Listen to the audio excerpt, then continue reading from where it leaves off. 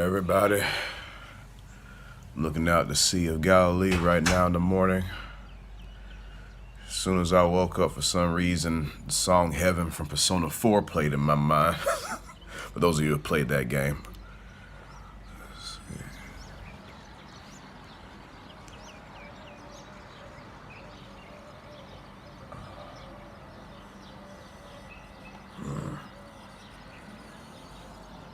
Gonna head out there today. I'll get some good shots. We'll see the supernatural take place. We'll see. So how about I went downstairs last night to the hotel clerk after Joe, one of our group members, told me that they had a converter for my laptop. Let me show y'all what the converter looks like. And the hotel clerk just told me that I could borrow it and I don't even have to pay for it. I just give it back before we leave. Ain't that God?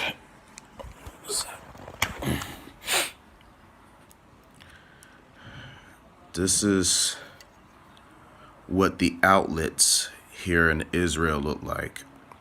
They look different in Jordan as well. So they don't have the type of outlets we have in America. But this works for these types of plugins. So I was able to charge up my laptop and this, which is a huge blessing. And I just got a message from the baggage claim department in New York at the Royal Jordanian Air Flight. They finally found my bags and they're sending it to the Amman airport. I pretty much have everything I would need besides the clothes that was in my bag. The converter's in the bag too, and some of my mother's and my sister's hair stuff is in that bag too, but we pretty much already have everything that we need right now. So I'm contemplating having them send that suitcase here to Israel at the airport, or if they could just keep it in the mind. I'm going to discuss it with my family, see what they're going to do. But God already prepared a way for everything that I need as soon as we got here, even though my baggage was lost. I'm still going to file a complaint. Most definitely, you best believe that. But we give God the glory. What is it today? This morning. What about it? Again going on.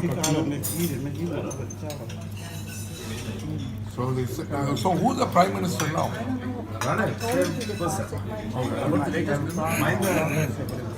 It's all I need. You don't need no towel.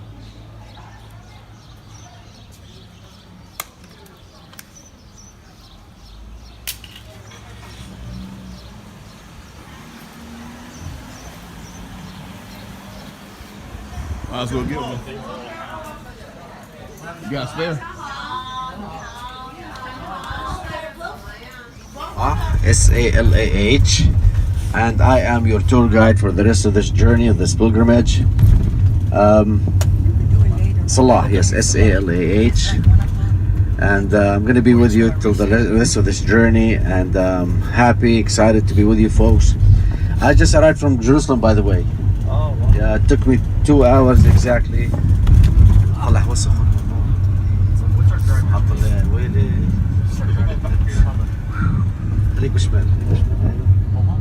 Yeah, I left Jerusalem at 6 o'clock to be with you.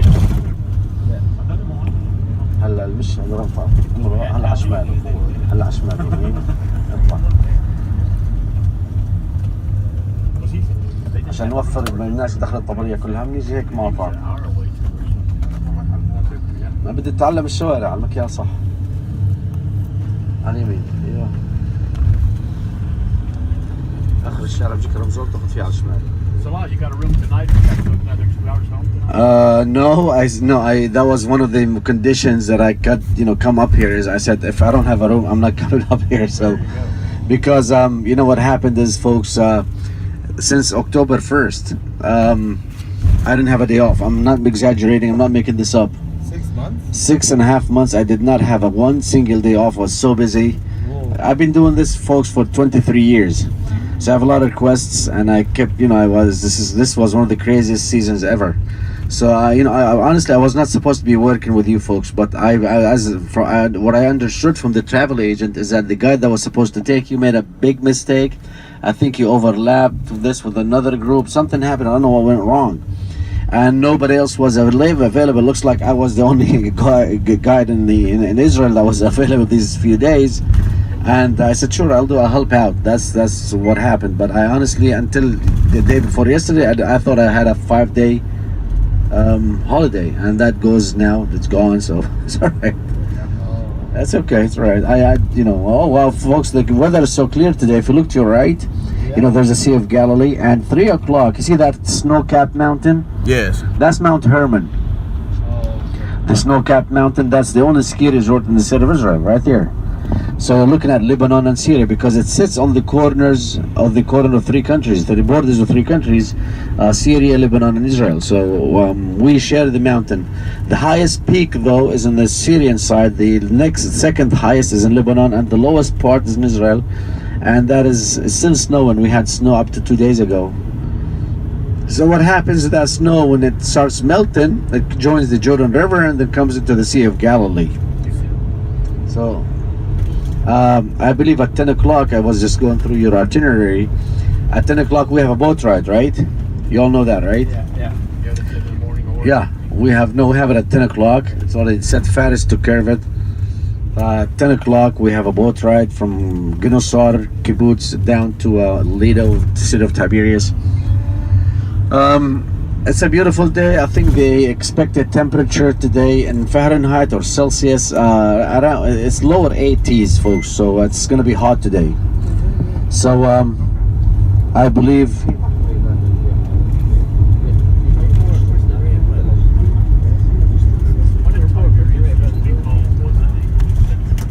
the name of the city. Tiberias was built the first time by Herod Antipas. Herod Antipas was the son of King Herod the Great, the father, the one who killed the babies. And it was named Tiberias in honor of Augustus Tiberius, one of the Roman Caesars. 20 AD. Again, built by Herod Antipas, the son of King Herod the Great, in 20 AD in honor of Augustus Tiberius. By the way, the lake is also called Tiberias. It's not only the Sea of Galilee, because we're in Lower Eastern Galilee. It is also called the Tiberias. For us folks, Israelis, people who live in this country, we never say, we don't use that term, Sea of Galilee. We don't say that. We say, I'm going to Tiberias. And majority of people don't even say that either anymore. They say Kinneret. We're going to the Kinneret. Kinnert.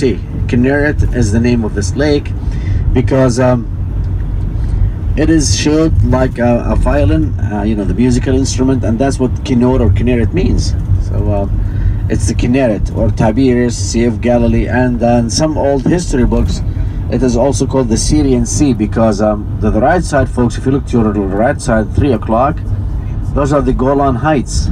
The occupied Syrian Golan Heights occupied by Israel right after the 1967 war was over, the 6-day war. So everything you see on the right side, the far right side, are the Golan Heights. So that's Syria. As a matter of fact, up to June 1967, northeast of the lake was under Syrian control. So the Syrians had access to the water until June 1967. So that's why we push them away from the water to keep them, because the water, folks, is the key word here, is a magical word in the Middle East. You control the water, you control life in the Middle East, and that was the reason we pushed them back 20 kilometers east of the lake back in June 1967. There's a lot of history, folks, especially modern day history, but before I continue, on the right side, coming up on the right side of the bus, there's a biblical town called Magdala, the hometown of Mary Magdalene. You've heard of Mary Magdalene, right? Yeah. Well, she is She comes from this little Jewish town 2,000 years ago, and what they're doing right now, they're excavating Magdala, and if you look to your right, there's a wooden structure. You all see it? 2 o'clock, that 2:30 now. The wooden structure. It sits on top of a synagogue. You know, Beit Knesset, one of the ancient Jewish synagogues in Galilee, right there. She says Magdala, and yeah, that's the hometown of Mary Magdalene. You know, the woman who first witnessed Jesus after he was resurrected. To me, honestly, she's one of my favorite characters in the Bible, folks. I don't care what they say about her because it's all wrong. She is wrong, folks. This is crazy, you know, right? She was a prostitute, etc. That is not true, folks. That is absolutely not true. I think she was one of the women who we should respect, and she was there for Jesus when he needed help, and she was with him all the time. I just love that character in the Bible. What was the temperature of that water, you know? Today, I have no idea. I didn't check. Sorry. But to the left, those are mango trees, and then we have olive trees. We're driving through the Ginosar Plain. There's a kibbutz on the right side coming up called the Ginosar, and that's where we get on the boat at 10 o'clock. So what I'm gonna do, folks, it's almost 9 o'clock. We'll visit maybe 1 or 2 churches, and then come to the boat, and then we come back to this area, go to Capernaum and visit the rest, because there's no way we can do more than 2 churches before 10 o'clock. So, but it was okay. Well, the day is easy. It's Friday, you know, the Jewish holiday is over. Passover has passed over finally. And you know, last night, Thursday evening, was the end of the Jewish holiday, the greatest Jewish holiday, which is Passover. And today and tomorrow, it's the end of the holiday. And then Sunday, folks, the Moroccan Jews celebrate the end of Passover. They call it Maimuna. Maimuna is the Moroccan end of the Passover holiday, where they dress up in classical, you know, folk Moroccan, North African, you know, costumes, and they cook Moroccan food, and they get crazy, but that's fine. It's the end of the holiday, so. So this is the kibbutz to the right side of the bus, Ginosar, and we'll be coming back to this kibbutz when we get on the boat. One of the interesting things that happened at this kibbutz was back in 1986, 33 years ago, when 2 members of this kibbutz, this communal community, you know, that's what a kibbutz means. They had a habit of taking a walk on the shores of the Sea of Galilee every morning, hoping that one day they find something. They were amateur archaeologists. One day the level of the water has receded, and they see this piece of wood in the mud.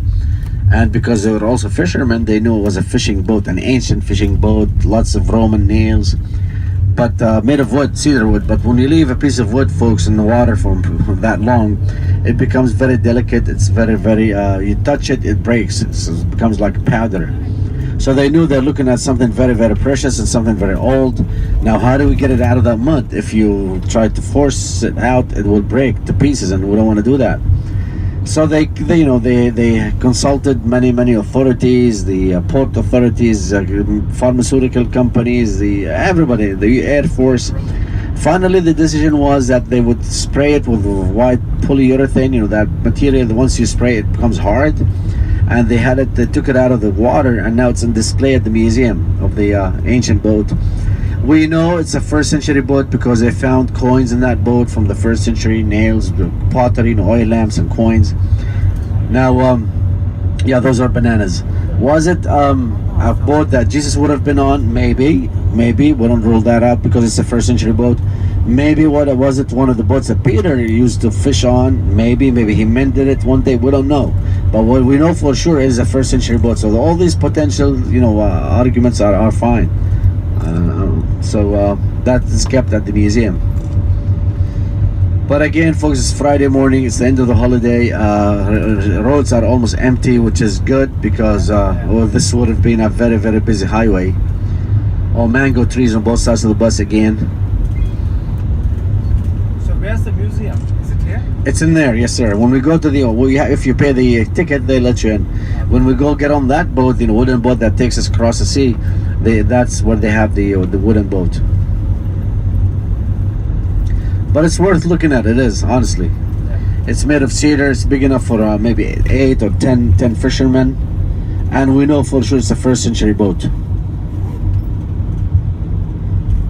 You see the flags of Israel all over because coming up is the next week is the Day of Independence. Yeah. Now we do not have a certain day, folks. It's not like this is weird. It sounds very, strange, but the Jewish calendar changes every year. So until the rabbis, they decide what day of the May it should be, maybe late April, early May. We don't know.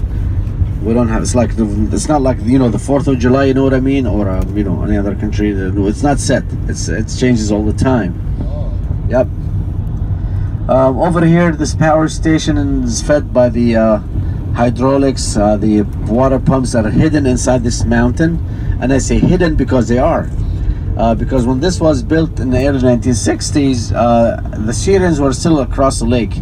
Like I said, northeast Sea of Galilee, or the lake was still under Syrian control. So when I build a water pump, or a power station, you want to make sure it's safe. So all the facility is hidden inside this hill, and the entrance to it is camouflaged. I know that because when I was in the tour guide academy, they let us in, but that's the only reason they have it hidden, because it was opposite enemy's territories up to 1967. Stop, folks, is just around the corner. Our first stop is just around the corner. It's called Tabgha, Tabgha, Tabgha, or Tabgha. In Arabic means the meal. And some also say it's a mispronunciation of the Greek word heptapegon. Heptapegon means 7 springs. We will see some of those springs soon.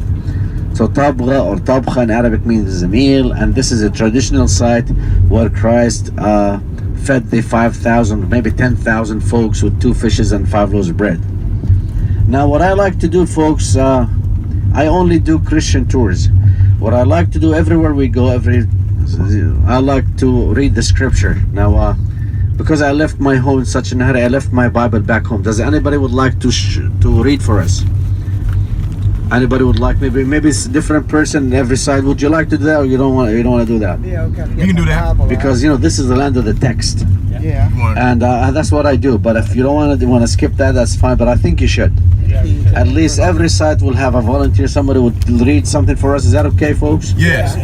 So I do have somebody would like to read the feeding of the multitude for us. What chapter? It's if you'd find it in Matthew, sir. Can't remember which one exactly. It's easy to find though.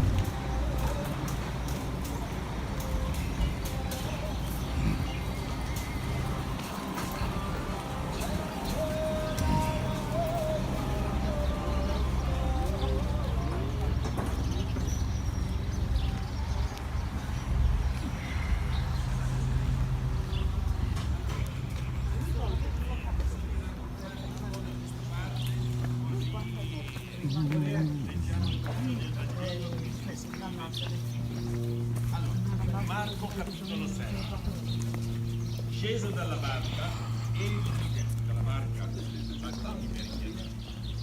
egli vide una grande folla ed ebbe compassione di loro. So what I usually do, folks, and I think that's the best way to do this, make the most out of the time, is every time we get to a site, we do the scripture reading, and then I'll do the explanation, and then free time for pictures. This is the best way to make the most out of it. Yeah. Because you're here for only 2 days. So, yeah, please, sister, go ahead. It was Matthew, what was that? 14, 13, okay. Matthew 14, starting at verse 13. When Jesus heard of it, he departed thence by ship into a desert place apart. And when the people had heard, therefore, they followed him on foot out of the cities. And Jesus went forth and saw a great multitude, and was moved with compassion toward them, and he healed their sick. And when it was evening, his disciples came to him, saying, This is a desert place, and the time is now past. Go into the villages and buy themselves victuals. But Jesus said to them, They need not depart. Give ye them to eat. And they said to him, We have here but 5 loaves and 2 fishes. And he said, Bring them hither to me. And he commanded the multitudes to sit down on the grass, and took the 5 loaves and the 2 fishes, and looking up to heaven, he blessed and brake and gave the loaves to his disciples, and the disciples went to the multitude. And they did all eat and were filled, and they took up the fragments that remained, 12 baskets full. And they that had eaten were about 5,000 men, beside women and children. And straightway Jesus constrained his disciples to go into a ship and go before him into the other side, where he sent the multitudes away. And when he had sent the multitudes away, he went up into a mountain apart to pray. And when the evening was come, he was there alone. But the ship was now in the midst of the sea, tossed with waves, for the wind was contrary. And in the fourth watch of the night, Jesus went unto them, walking on the sea. And when the disciples saw him walking on the sea, they were troubled, saying, It is a spirit. And they cried out for fear. But straightway Jesus spoke unto them, saying, Be of good cheer, it is I, be not afraid. And Peter answered him and said, Lord, if it be thou, bid me come unto thee on the water. And he said, Come. And when Peter came down out of the ship, he walked on the water to go to Jesus. But when he saw the wind boisterous, he was afraid and began to sink. He cried, saying, Lord, save me. And immediately Jesus stretched forth his hand and taught him. Okay. So, what was Jesus' title in his ministry? What did people call him? Rabbi. Teacher. It's actually just a simple word, means teacher. So I'm gonna go through this really quick. The Jewish young man's life. You know, they get circumcised the first week. That's what the Bible says. And then at some age they are introduced to the temple. And then at the age of 13, they celebrate a bar mitzvah. He's old enough to open the Torah, the scroll, to go to synagogues. And then you go to a school, a religious school. They call Bet Midrash, or the house of scripture. And then you find yourself a good rabbi, a teacher. You follow that rabbi until the age of 30. If you're a good student, you will become yourself a rabbi. How old was Jesus when he moved down here from Nazareth? He was 30 years old. And now he has a new title. He is a rabbi. And not only a rabbi that teaches, he also performs miracles. He cured the blind, the lame, the woman who has a bleeding thing, the man who came through the roof. There are about almost in all four Gospels, folks, there are about 38 miracles. 2 of them in Jerusalem, but everything else was here. This is the ministry of Jesus, the headquarters right here, northwest here of Galilee. So every stop. So when you have this rabbi who's performing miracles, would you follow him? Yes. I definitely would. Yes. Of course. So everywhere he would go, he calms the water. He heals sick people, but he was compassionate. What do we have? What do they have to eat? What with all these women and children following me all day? Nothing to eat. Find them. What do we have? Let's see what we have. And for the human mind, 2 fishes, 5 loaves. That's not enough for 2,000, 5,000. And the Bible says 5,000. But what if you add the children and women who are? You can bring the number 8 to 15,000. Yeah. He said, bring it out. And he blesses it and he feeds them. And not only that, they have now 12 baskets of leftover. That's a blessing. Right here, folks, somewhere here. So that's what the first feeding. The second feeding, it's across the lake.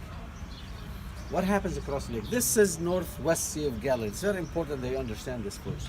Northwest Sea of Galilee was Jewish territory. He was a Jewish rabbi. This is where the Jews would have lived. They had major cities. Magdala, we just went through Magdala. Magdala was probably #1 city. Capernaum, we'll go to Capernaum later. Tabgha, Chorazim, Bethsaida, all these Northwest Sea of Galilee, Jewish territory. But we also know that Jesus went to the other side, the pagan territory. Because he went to the pagan territory and he found a man. So it's across the lake. He asked that man, what is your name? The demon possessed man. Yeah. What did that man say? Legion. Legion, my name is Legion because I am many. Yeah. He calms him down and brings the demons out of his body into a herd of swine.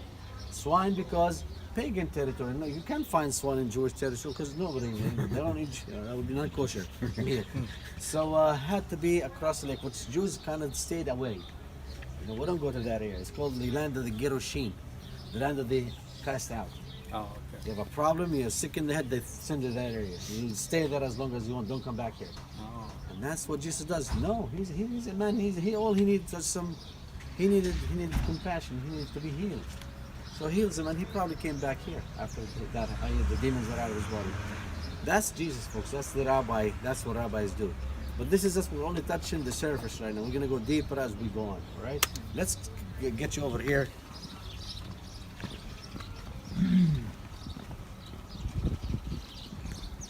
This is, you know, when we go to Jerusalem, Mount of Olives, there's a garden called the Garden of Gethsemane. You've heard of Gethsemane? Yeah. Where he was arrested by the authorities.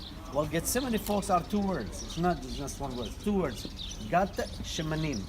Gat, press. Shemanim is olive oil. So Gethsemane means the olive oil press. Here in Galilee, the number one tree, and we've seen that all over, is tree of life, and that is the olive tree. Because we make our living out of it. Children get married because of the olive oil season. Girls get married. We build the second house. They go to college. Until today, folks, this is the number one source of income for thousands and thousands of people who live here in Galilee. So they pick the olives in October, November. They bring the olives to this basin right here. Okay? They crush the olives. They make oil. Now, when you go to Capernaum, folks, it's a more detailed press. I'm not going to do that right here because we're missing a few pieces. So we'll get to Capernaum, we'll do the whole thing, all right? The olive oil press. We're going to go inside the church, I'll point out a few things, and then I'll give you time for pictures. Gentlemen, every time we go to church, please take your hats off. No, now, we're going. Okay.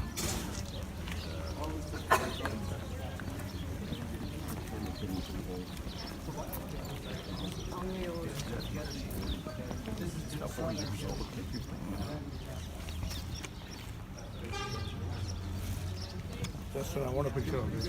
Okay. Fine. Shekels.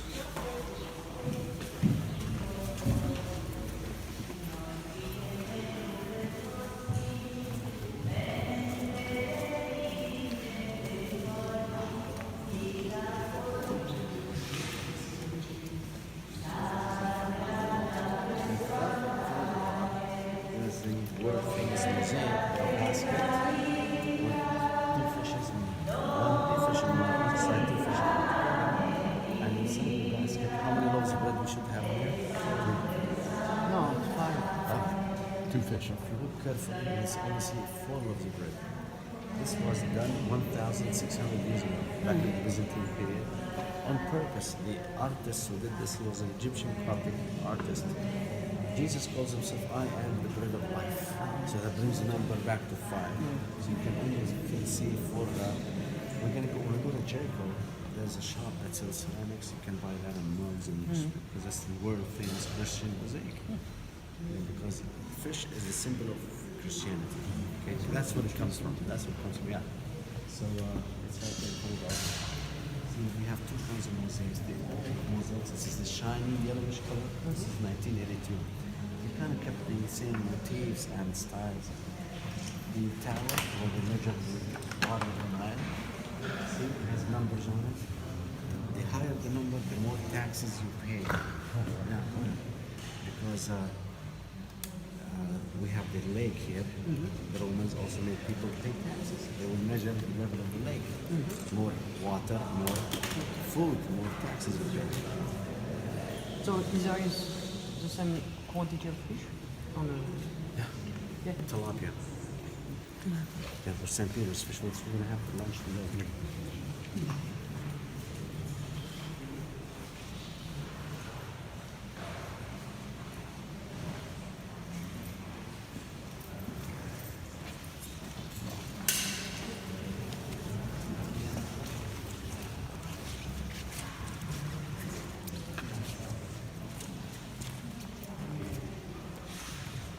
You are saying that is a rock that they believe. But he laid the food and blessed it. But how old was that? 1,600 years old. So all the yellow shiny one, not so shiny. 1982.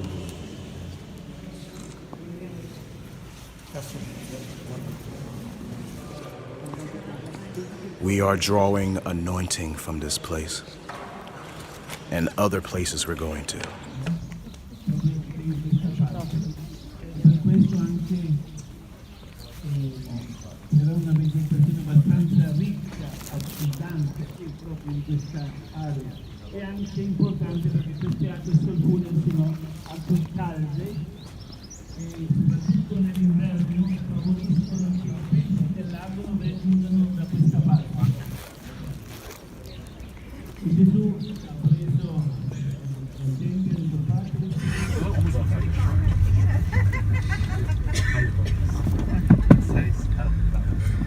So, folks, it's 9:20. I'm looking at my watch. I'm not gonna do the Mensa Christian Capernaum now. That doesn't make sense. We'll go to Mount of Beatitudes first. Visit the Beatitudes. Do a reading. So we'll have somebody. Could somebody do? Please have that ready for us. It's Matthew 5. Okay. That's what it is. We'll do Beatitudes first, and then we'll come back and do whatever we can before the boat ride. We'll come back to the boat ride, and then we'll come back to this after the boat ride. See, most of the churches, they are open all day, but Beatitudes, the chapel up there closes between 11:30 and 2 o'clock. That can put you in a very, strange position. So I want to do that first, so I'm not worried about them.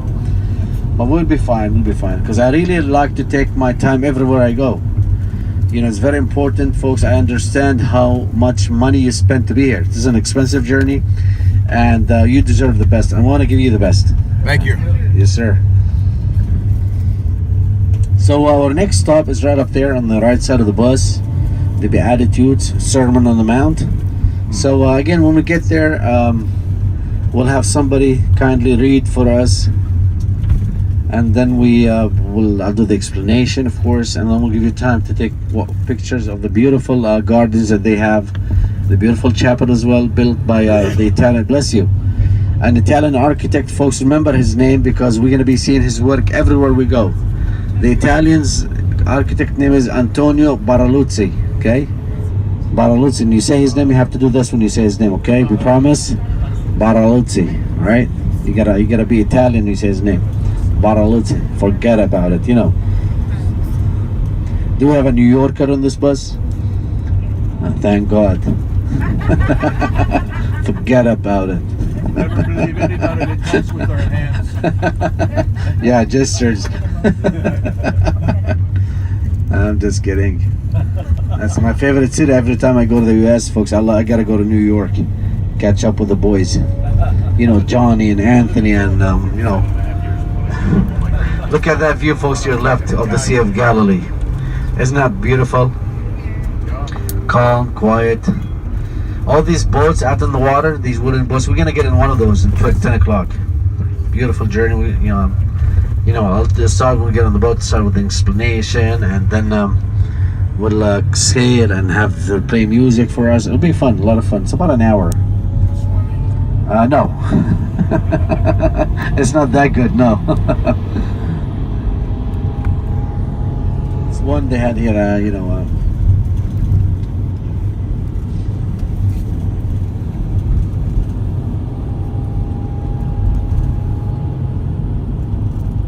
this week, Easter week, folks, most of the churches some were open, some were closed. We were confused, where to go, where we don't go. I hope this one is open, because I was here a few days ago and they decided to shut down the place for a few days because of Easter holiday. So hope they're open today. Look at the land, look at the soil, how fertile it is. Look at the color of it. Yes. Anything would grow in there, anything.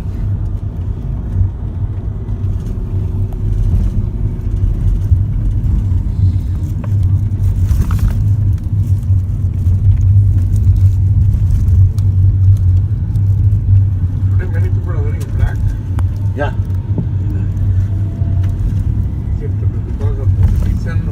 No, it's because they work for the antiquities authorities. The excavations and stuff. That's how they dress. That color has no significance. It's just, it's open. I see a bus coming out. A bus coming out. Should be open then. We're good. We're in good shape. Yes, sir. It's open.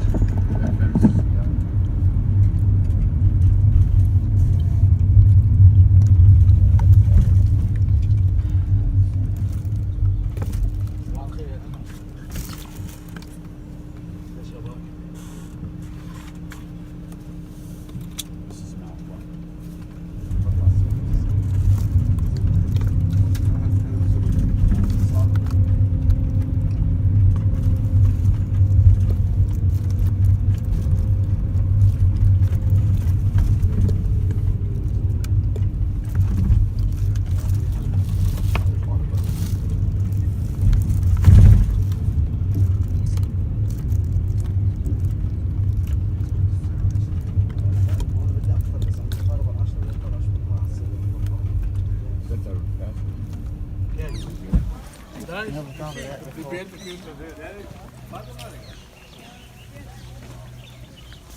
Oh, excuse me.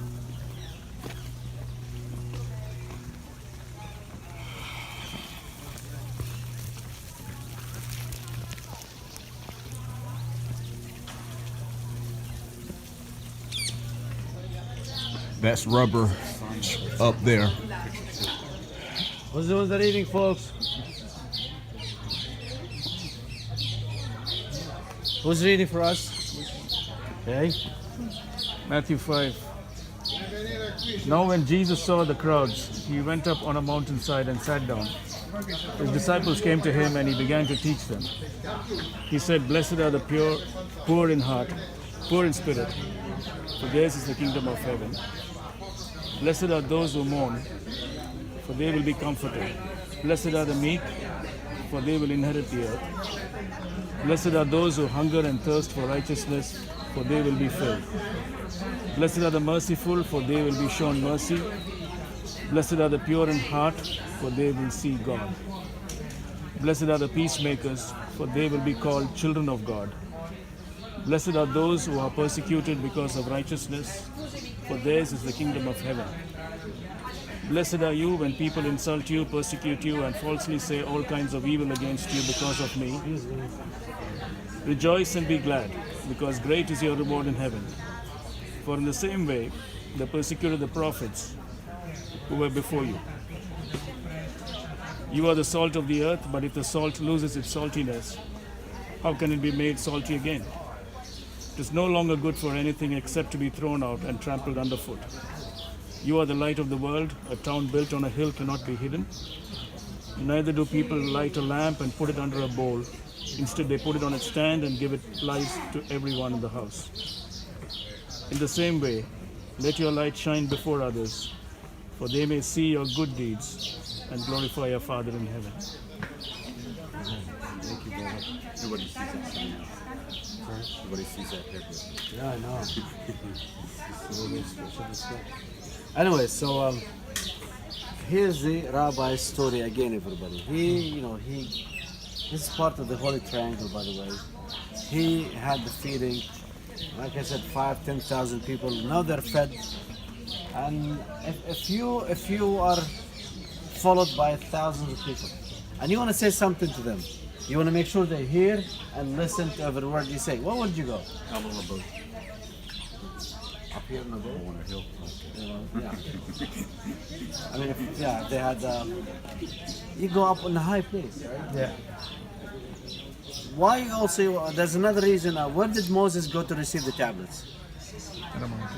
What's the name of that mountain? Mount Sinai. Where did Elijah challenge the false prophets of Baal? What mountain? Mount Carmel. Mount Carmel. Where was Jesus transfigured? What mountain? You were there yesterday, right? Yeah.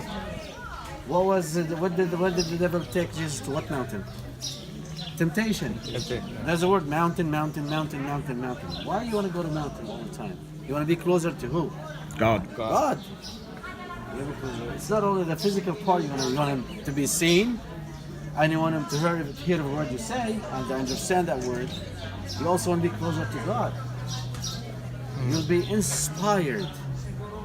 You'll be inspired. God will put you on. God will inspire you and tell you exactly. And let me ask you this question: what is the most important ingredient in all that food or in a meal, and the smallest but yet the most efficient? What is it? Love. Salt. Salt. Salt. So why is Jesus telling us you are the salt of the earth? What is that? What are we supposed to learn from that? We're the smallest community, yet the most efficient. Don't be shy to be a Christian. That's the thing. Because people, can I say Merry Christmas when I go to work tomorrow? Yes, you can. I don't want to say Happy Holidays. I want to say Merry Christmas. If they get to say Happy Hanukkah, I can say Merry Christmas for crying out loud. You know what I mean? Yeah. You are the salt of the earth. Might probably be small and you think you are, but you're not. God has plans for you. You are the salt of the earth. You are the most important ingredient in this society. Yes, sir. Exactly. You're the most important ingredient in this society. Don't be shy. Don't be shy. A city up on the hill, cannot be hidden. Not behave. Yeah. Can be hidden. Blessed are the poor in spirit. Who are the poor in spirit? Everybody else. Us, I guess. Everybody else. Because, we've been there. I don't want to go to church today. There's a football game. Oh, I'm going to call in sick for church. Poor in spirit. The Pharisees, the Sadducees, ones who were corrupted in the temple. Oh, you go by to the temple with this coin. I have this coin in my pocket by there for 20 years. Nah, you gotta get me. I can't take this pagan coin. Get me a shekel or a pruta.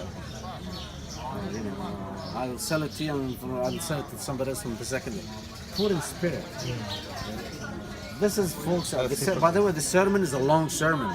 We only had just a very short part of it because we're going to sit here for a whole hour. And it's a beautiful sermon. Actually, it's one of my favorite sermons. It's a lesson in life for all of us, folks. Yeah. And I don't call this the Church of the Beatitude. I call this the Beatitude to be. The attitude to be, not the beatitude. The attitude to be. Jesus taught us a lesson here. You are the salt of the earth. Just remember this when you go home. And I said this up here. You are the salt of the earth. You are the most important ingredient. Don't be shy. Don't be shy, right? So, you're welcome. I know we don't have a lot of time, but we have enough time for you to walk inside that beautiful church. Again, by who? Antonio Baraluzzi. Baraluzzi. It's an octagon, there are beatitudes written on the walls, beautiful gardens. And this one was built when? 1930s by Antonio Inside? Baraluzzi. Is it at the It's same new, time? it's new. Yeah. Okay. But Again, that was- the actual place of the sermon, we don't know exactly what it is. Yeah. Doesn't matter though. Yeah, exactly. Here, there, 100 meters, that way, we don't care. Yeah. It's what happened is what we cherish and we love. Yeah. Doesn't matter. Because everywhere we go, see the Catholic Church on one side, across the street there's the Greek Orthodox, doesn't matter. Yeah. We don't worship stones, do we? Stones, yeah. Okay, so in 15 minutes, folks, try to be back from the buses in the parking lot, 5 minutes before 10 o'clock.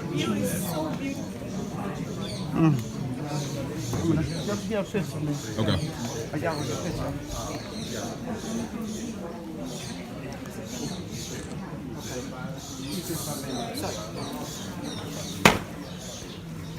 My husband didn't.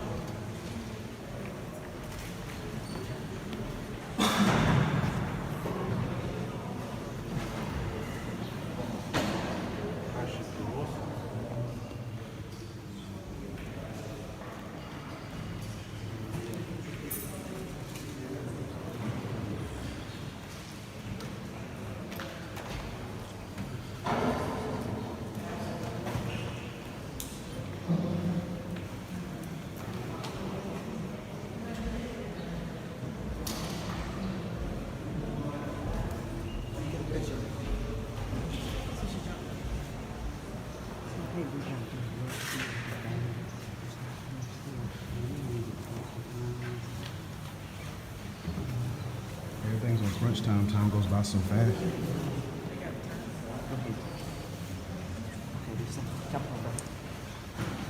Now your phone no went off.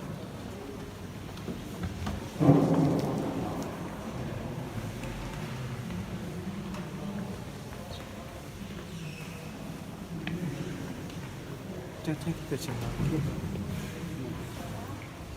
No.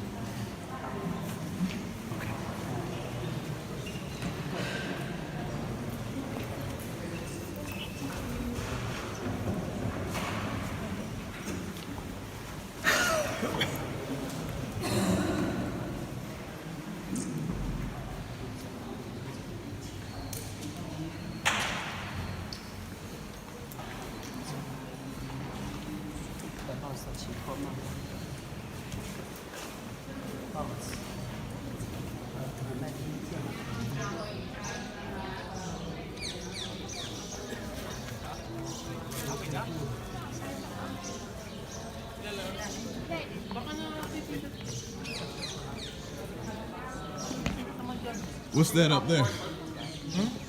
And that's another church, I believe. Another church, maybe different denomination. Oh, okay. The Beat Toots.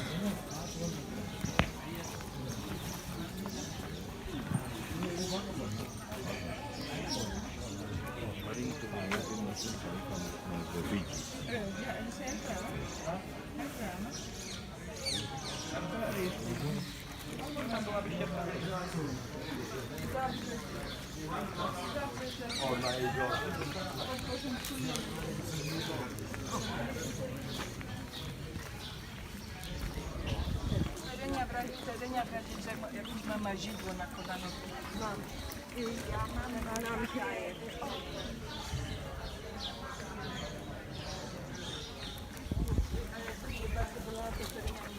Rozmasuję. Przepraszam, ale czasami moje masaże pomagają. No proszę. Nie wszystko. Nie ma sprawy, jak będę potrzebowała, to Śmiało.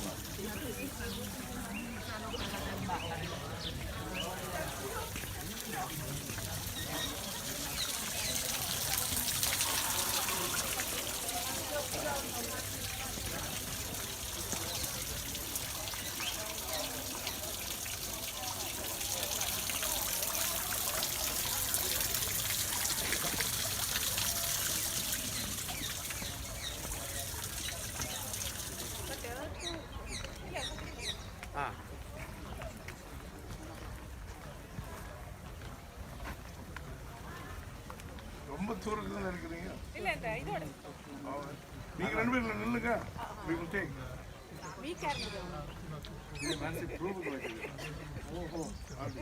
நீங்க நில்லுங்க நான்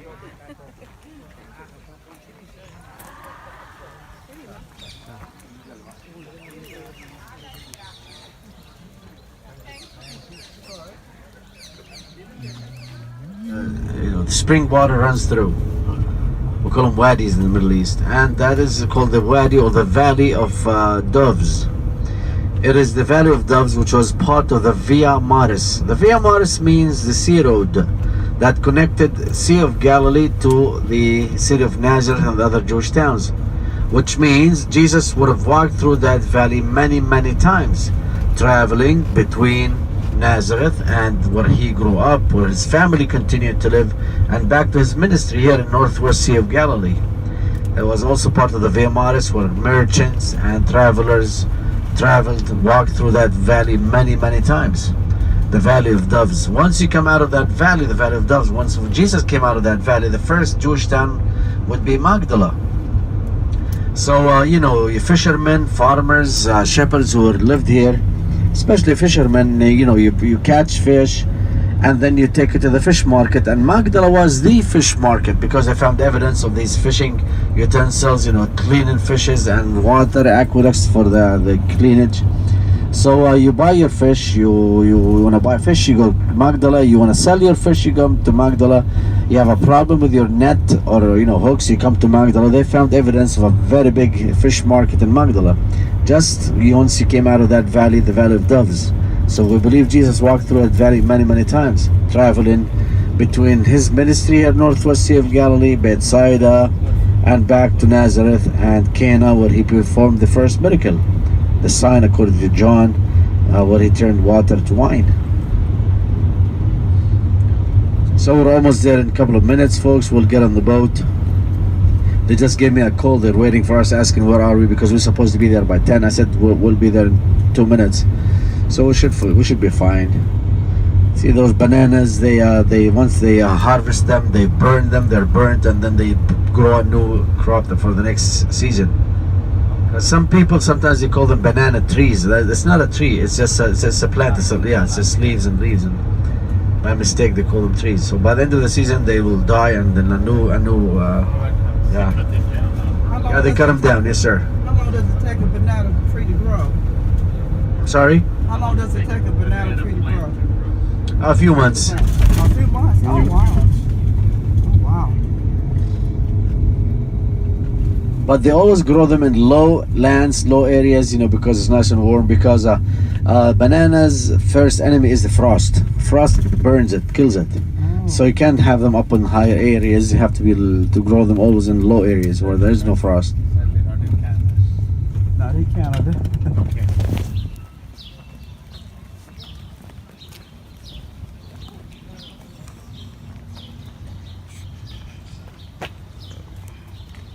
Probably can't make that out.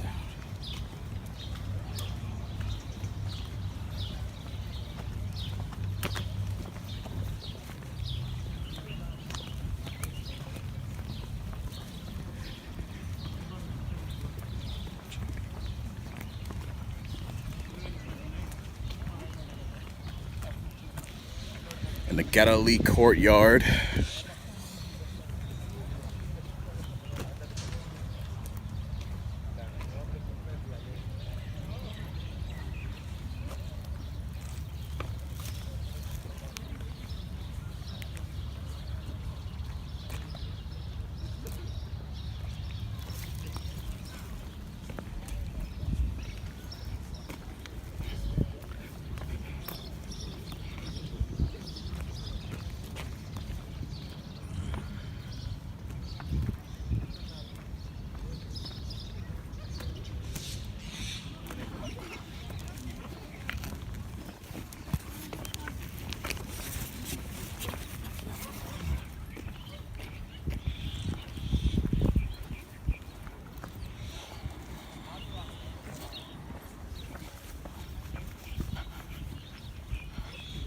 So I should step on some grass.